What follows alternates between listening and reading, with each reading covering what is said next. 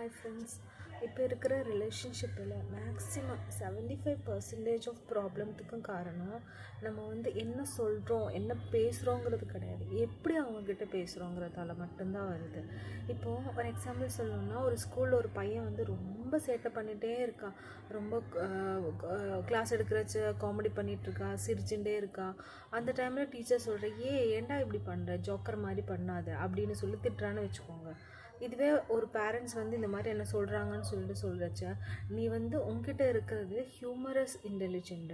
நீ அது மற்றவங்களோட லைஃப்பை மற்றவங்களோட விஷயத்தை டிஸ்டர்ப் பண்ணாத வரைக்குமே அதை நீ கண்டினியூ பண்ணலாம். மற்றவங்களுக்கு டிஸ்டர்ப் ஆகுதுன்னா நீ ஸ்டாப் பண்ணணும்.